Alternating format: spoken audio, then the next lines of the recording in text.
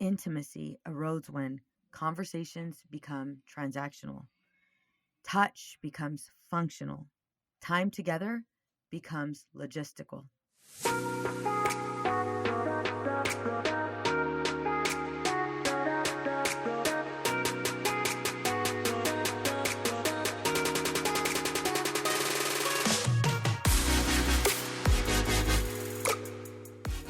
Hi, I'm Veronica Cisneros, licensed marriage and family therapist, entrepreneur, and host of the Empowered and Unapologetic podcast. I was 1 month away from divorce. The court papers were filed. We had just had our first daughter, and I felt more alone than ever. My husband told me he was tired of competing with my career. I was overwhelmed, disconnected from my family, and questioning everything I had built. I didn't want to lose my marriage, but I also didn't want to keep losing myself. So I did the hardest thing I've ever done. I stopped pointing fingers and started doing the work on me. Now, after 25 plus years of marriage, raising 3 daughters, and running a thriving therapy practice, I'm here to help you do the same. This podcast is for the woman who looks like she has it all together, but secretly feels like she's falling apart. We're talking real marriage struggles, parenting teens, rebuilding trust, reclaiming identity, and finally feeling like you again. Pull up a seat. You don't have to figure it out alone. This is Empowered and Unapologetic.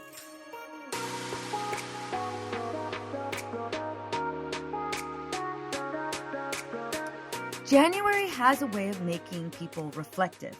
The noise slows down, the holidays are over, the distractions fade, and suddenly you can feel things again. This is the month people set goals for their bodies, their careers, their finances, but almost no one sits down and asks, how's my relationship really doing? Not are we surviving, not are we functioning, but are we connected? Are we emotionally safe? Do we talk? Really talk? Do we feel like a team? Do we still know each other? So today's episode is not about fixing your partner. It's not about blaming. It's not about starting fights in January. This episode is a guided relationship self-evaluation, a pause, a check-in, an honest look at where you are so you can decide where you want to go, because you cannot grow what you refuse to acknowledge. Most people avoid relationship check-ins because they're afraid of what they'll uncover. They're afraid they'll realize they feel lonely.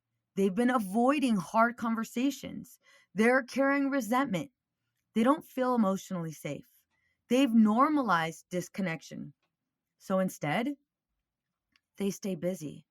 They tell themselves, it's just a season. Other couples have it worse. We're fine. This isn't bad enough to deal with. But here's the truth. You don't need a crisis to justify wanting more connection. Minimize disconnection doesn't protect your relationship. I'm going to say that again. Minimizing disconnection doesn't protect your relationship. It slowly erodes it. I want to give you a framework, something concrete. This is the 5-pillar relationship check-in.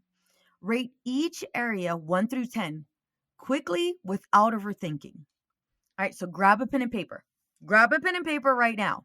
And if you don't have a pen and paper, I want you to go ahead and put your phone into the notes section, because we're going to ask these questions and I'm going to ask these questions. I want you to answer them. Number 1, intimacy. Do I feel emotionally close and connected? Number 2, communication. Can we talk about hard things?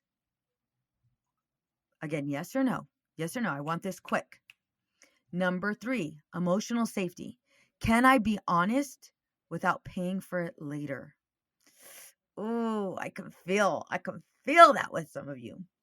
Number 4, direction. Are we aligned on where we're going?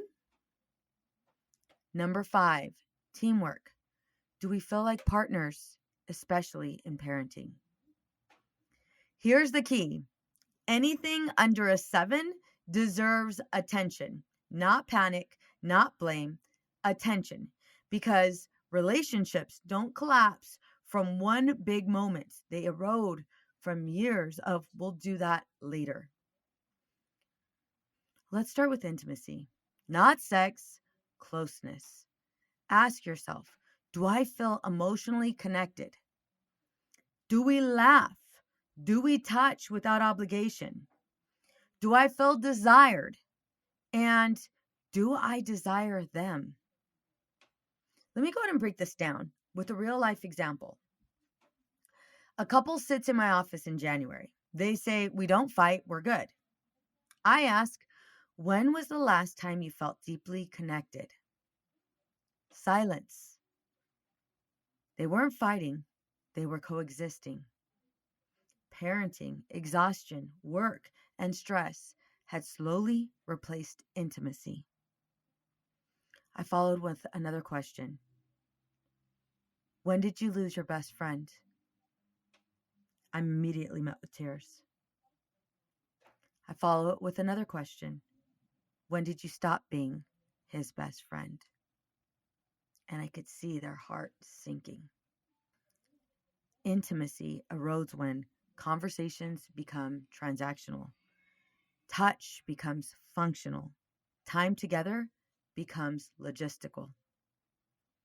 So here's what I want you to do. I want you to identify why you personalize everything he says. I want you to identify why do you immediately become irritated the minute he opens his mouth? Why, when he tries to lean in, provide you with comfort or with a kiss, or maybe initiate sex, I want you to think about why you cringe. I also want you to think about how you've taken over, how you've started showing up as the leader of the house, how every single decision is made by you. When did that happen? Now, I also want you to think about, when did you stop giving him credit or even thanking him for the things that he does do in the house? When did you stop paying attention? I guess what I'm really asking you is, when did resentment enter your home?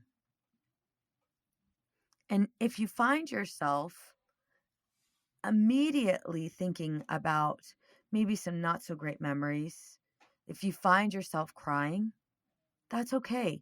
This is why I recorded this episode. Now we're going to go ahead and identify how we can step into action. So a good amount of experts will say it's important to schedule intentional connection time, not sex focused. But I got to be honest, when you're so overwhelmed, this is the last thing you want to do. So instead, I want you to pay attention to why you refuse to schedule intentional connection. What's come between you? Resentment, unhealed pain, past memories?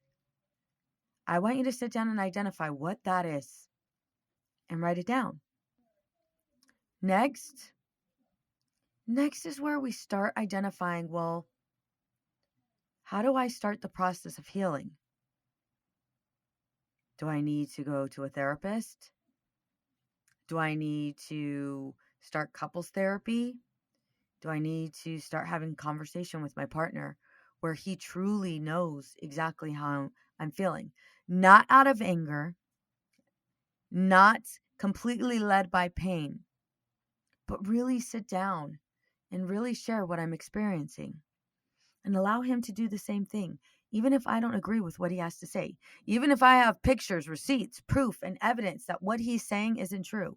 It doesn't matter. Getting myself to a place where I can truly listen to understand is going to be key. The next step, reintroduce curiosity. What has been feeling heavy lately for you? And also ask him, what feels heavy lately for him? What is he battling outside of the house? Work, health, finances? I want you to be really curious about getting to know your partner. I know you did that when you were dating, but let's be honest, how long ago was that? I've been married for 26 years. Willie and I started dating 27 years ago. 27 years ago. It's so important that I continue that curiosity even now. Because even though I've been married to him for 26 years, I still don't know everything about him. Next, practice micro intimacy, touch, presence, eye contact. If this is difficult for you, that is okay. That is okay. This is where we can introduce an expert if needed. Next question I want to ask you. How much do you actually talk? Not about kids, not about schedules, not about responsibilities, but about stress, fears, disappointment, hope, vulnerability. Let me give you an example. A woman tells me, we talk constantly. But when I ask her, when was the last vulnerable conversation? I met with, I don't remember. They talked, but avoided discomfort and vulnerability. And I see that happening to a lot of couples. It's almost as if the person that you married is no longer safe. And I don't mean that there is abuse in the house. What I'm referring to is my emotions, my feelings are no longer safe because I've been met with rejection, disconnection, and criticism. I've been met with avoidance. So a good amount of people stop talking, truly, truly talking, because they no longer feel safe and secure. And that's really, really important. And they also, if I can add to that, they also no longer feel understood and seen. Now, avoidance might feel peaceful, but I want you to be careful with it because, sure, it feels peaceful until it turns into distance. Silence becomes safety until it becomes loneliness. One thing I recommend that all of my couples do is create a weekly emotional check-in. And this is what Gottman calls a stress reducing conversation, where I ask my couples to go ahead and schedule a conversation. It doesn't have to be about the marriage. It doesn't have to be about parenting. It could be about what is truly going on in your life. And this is 20 minutes. Each person gets 10 minutes. So what you'll do is you'll go ahead and schedule a time in the day that you're not going to be bothered by kids or by any distractions. And this is where you guys will both meet weekly. It could be on a Monday, it could be on a Friday, it could be on a Sunday. And then you guys schedule not only the day, but you also schedule the time. You start the timer. You start the timer for 10 minutes. First person gets to talk. And then after that, second 10 minutes, next person gets to talk. And this is where you start to ask open-ended questions. How was your day? What was the most difficult part of your day? Where do you need support? What is the underlying goal? Help me understand why this is important to you. What do you value? What are your fears? Those questions. They're open-ended. And open-ended in that it means that your partner can't answer with a yes or no. Next, which I know is really, really difficult, listen without fixing or defending. And I know there are times when your partner is sharing that you want to add something, say something. This is not the time. This is not the time, especially if you want your partner to open up and share with you. This is not the time where you criticize. This is not the time where you try to fix. This is not the time where you try to defend. You are literally listening to understand. And once you're done listening, I want you to follow with a summary of what they said. And then you can also add in, it makes sense that you were overwhelmed today, being that X, Y, and Z happened. I can understand how frustrating that was. I'm not saying you agree, But this is providing them with validation. Validation does not equal agreement. It just basically validates what the person is saying. And then in addition to that, you can also ask, is there anything that I've missed? And this is something for you both to practice. So listening without fixing or defending. If you find yourself really struggling with this, take a time out and then circle back. Research study shows that 97% of conversations that are led with a harsh startup, where maybe you're not in the best mindset, they don't end well. They have a 97% chance to fail. 97% fail rate. So if we recognize that it has 97% fail rate, why even carry out the conversation? Take a pause, take a 20-minute break, and then resume.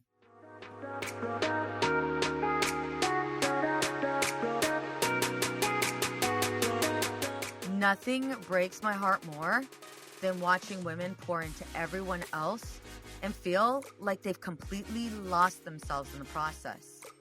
That's why I have founded Outside the Norm Counseling. Because therapy shouldn't feel like one more thing on your to-do list. It should feel like relief. I'm Veronica Cisneros, licensed marriage and family therapist and host of the Empowered and Unapologetic podcast. And I know what it's like to look around at your life and think, why does everything feel fine, but feel so off? At Outside the Norm Counseling, we help women who are high functioning on the outside, but silently falling apart inside. Women who are waking up overwhelmed, snapping at the people they love, and carrying guilt that never seems to lift. And if you're not ready for therapy, that's okay. Let's start small. With my self-paced course, Reignite Your Marriage and Reclaim Your Identity. This is for you, not your husband. Because when you reconnect with yourself, everything else begins to shift. Head to OutsideTheNormCounseling.com to start. Remember, you don't have to keep holding it all together. You just have to take the first step.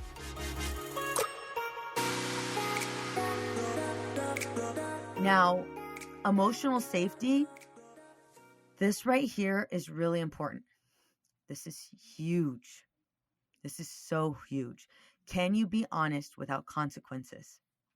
Now, ask yourself, can I express hurt without backlash? Can I disagree without escalation? Can I say I need more without being dismissed? For some of you, this might be a struggle. And it might be a struggle because there's so much resentment and contentment in the relationship that, yeah, you guys are literally at each other's throats. And neither of you allow the other person to even share what they're experiencing. And so instead, you have attacked each other. And so you might find it very, very difficult to go ahead and express yourself without the backlash. And that's something we're going to work on. This is going to take some time, but I really, really want to work on this. So let me give you another real life example. A couple says, we communicate well, but one partner admits, I don't bring things up because it turns into a fight. Now, if this is true for you, that's not communication. That's self-protection. This is so important for you guys to learn. So I'm going to talk about the body and the nervous system. Disconnection shows up physically as tight chest, chronic exhaustion, irritability, loss of libido, numbness, constant overthinking. That right there is your nervous system saying something doesn't feel safe. So here's what we're going to do. We're going to set rules for conflict. Let me give you an example of some of the rules. If you or your partner is overwhelmed, flooded with emotion, this is where you ask for a timeout and you take a 20-minute break. And so the rule might be, if I'm overwhelmed or if I notice maybe that, you may be overwhelmed, I'm going to just, with my hand gesture, I'm going to signal a timeout. And we'll go ahead and start the clock, take a 20-minute break, and then we'll come back. If we're still feeling flooded, if we're still feeling overwhelmed with emotions, then we'll take another 20-minute break. And if that's still not working, then we'll go ahead and resume the conversation later on the next day. make sure that the conversation is had. Make sure to schedule it in, because what we don't want is we don't want there to be this lack of trust. If you said you're going to circle back to it, circle back to it.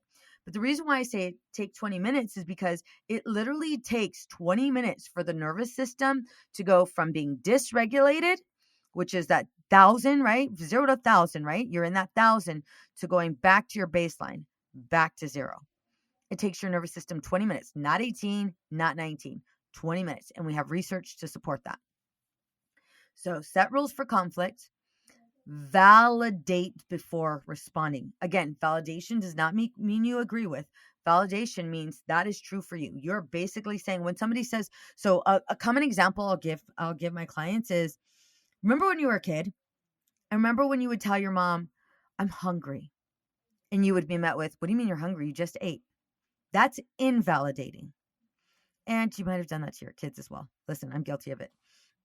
That is invalidating. Validating is basically saying what you're experiencing is true for you. Doesn't mean it's true for me, but it's true for you. And I'm acknowledging it. I am validating it. That is very, very important. One of the reasons why validation is so important, I see this all the time when my couples are arguing. And the minute their partner is validated, that other partner that may be dysregulated, they start to come down. And like, whoa, wait a minute. You just validated me. A lot of us need validation. I find that almost everybody that's come into my office needs validation. Just tell me that what I'm experiencing is true. Validation. Next, prioritize repair over being right. Don't get me wrong. I know for a fact being right feels so good, especially when you have the receipts, you have video, you have audio, and you're able to go boom. However, if you're going to win the argument, just know that your marriage is going to lose. Not your partner, your marriage. So if your goal is to win an argument, that's not healthy for the relationship. It's not. And it causes more stress than anything else. So I get this question. What if me and my partner see it differently? Well, yeah, that's common. This is one of the hardest moments. One partner says we're fine. The other thinks we're not. This doesn't mean one of you is wrong. It means you're experiencing the relationship differently. Often one partner avoids discomfort. One partner is emotionally attuned. One is surviving. One is grieving what's missing. The goal isn't agreement. It's curiosity. This is where you would ask, what am I experiencing that you're not? And really, really be open to whatever the answer is. Again, don't try to fix, don't try to change. Listen to understand. Say it with me. We are listening to understand. Yeah. So goals and direction. Are you building the same life? Let's find out. This is where you want to ask your partner, where are we at? Where are we at? How are you feeling? Do you feel safe in this relationship? And then I want you to ask yourself, do we talk about the future? Do we support each other's growth? And I want you to be honest. I don't want you to say, oh my God, I totally support his growth. No, be honest. Do you really, even if you don't agree with it, do you support his growth? Yes or no? Be honest. Are our priorities aligned? Do you even know? When's the last time you talked about this? Couples drift when growth isn't discussed. Assumptions replace conversations. Resentment builds quietly. So here are some steps. Set shared goals. Really have a conversation about what each other's goals are. Discuss individual dreams and fears. Revisit roles and expectations yearly. So one thing I've done, and I actually recommend my clients to do, is I ask, what are your expectations of a wife? What are your expectations of a husband? What are your expectations of you as a mom? What are your expectations of him as a father? and really, really be crystal clear. What are your non-negotiables? What are your areas of flexibility? And then have a conversation about that. You're not going to agree completely, but we want to come to some level of compromise without compromising yourself. Another area, parenting, teamwork, retention. Parenting magnifies everything. It literally is a mirror. Our kids are literally a mirror to every single insecurity we have. So ask, are we aligned? Do we back each other up? Is the load balanced? You might find that your partner might say, no, I carry a lot of the load. And you might look at him and go, what the hell? You don't carry shit. Don't do that. Don't do that. Instead, take me there. What do you mean? Well, I do X, Y, and Z. I know Willie and I had this conversation, and he told me, he had shared with me that he carried most of the load. And I'm like, you're batshit crazy. And then I was like, whoa, whoa, whoa, whoa, whoa, whoa, whoa. Take it back. Breathe, Veronica. Breathe. You're not batshit crazy. You're a complete dumbass. How can you think? Nope, nope, nope, nope. Not that either. Not that either. Okay, hold on, hold on, hold on. Let me go back. Let me go back. Let me go back. Are you fucking kidding me? No. None of those things do I want to hear from you. Is the load balanced? And if he says, no, it's not, I carry the majority, okay, find out what he feels he's carrying. And if you don't agree, again, that's okay. Provide validation. Provide validation, provide validation. And then have conversations about the responsibilities you no longer want, and maybe the responsibilities that you can actually take on. Now, parenting stress exposes. This one's big. This one's really big. Emotional labor imbalance, unspoken resentment, lack of partnership. Oh my God, there's a bigger list. We're not going to go there because we don't have the time. Here, I want you to clarify roles. Your role as a mother, your role as a father, who's taking who to doctor appointments, who's in charge of picking up after practice, who's in charge of discipline. Are you both in charge of discipline? What does this look like? Again, what I want you to do is I want you to, when I say non-negotiables and areas of flexibility, I'd like you to grab a piece of paper and then a small circle in the middle and write non-negotiables. Outside of that circle, draw another circle and then write areas of flexibility. And this is something I learned from Gottman. What are the responsibilities you no longer want to have? What are the roles? What are your guys' both of your roles? And identify what are your non-negotiables and write them down in that small circle. And then what are your areas of flexibility?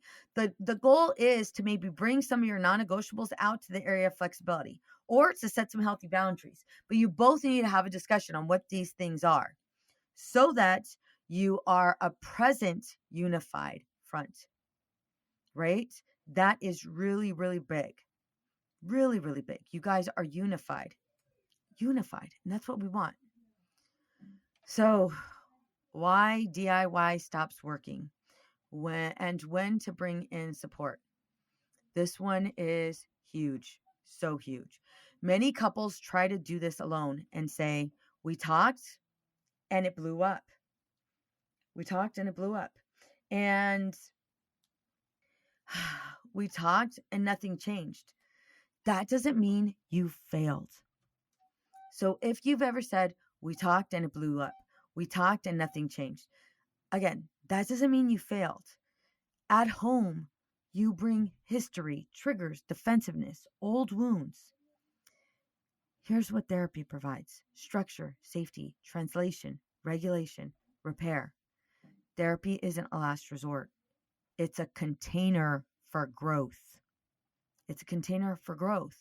If you find yourself in a place where, yeah, you guys are basically DIYing it, I want you to pause, and I want you to think about the areas that you truly need help in. And it doesn't mean you guys are getting a divorce tomorrow, but what it does mean is you might be on that path and not even know it. And I see far too many couples come into my office when one person has one foot in and one foot out. And that foot out has already gone to a divorce attorney, has already thought about division of assets, has already thought about custody and the division of the children. And so I'm not saying this as a threat. I'm saying this because I want to provide you guys with education so you don't fall in this category and so you're not taken down. If this episode stirred something in you, that doesn't mean something is wrong. It means something is waking up. January isn't about reinventing yourself. It's about intention. You don't need perfection. You need honesty. And sometimes the bravest thing you can do for your relationship is pause and ask, are we still choosing each other on purpose? If you're ready to start these conversations with support, consider booking a therapy appointment with me. And if you're out of state, then we could totally book a coaching call. Not because your relationship is broken, but because it's worth protecting. Ladies, I'll see you next time. Bye for now.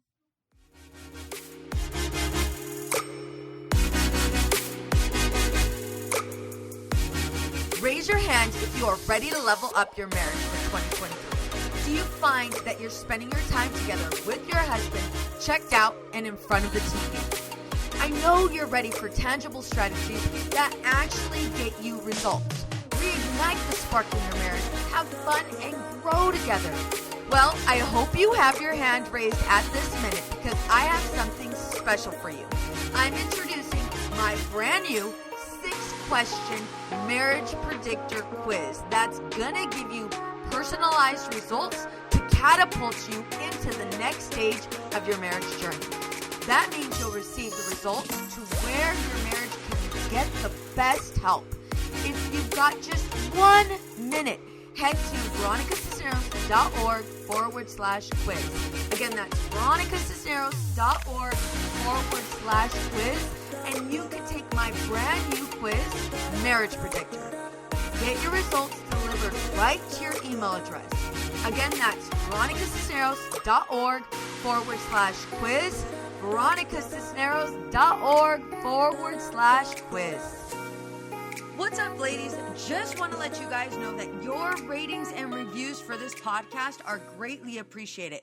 If you love this podcast, please go to iTunes right now, write a review, rate the episode, and subscribe. Don't forget to share it with your friends.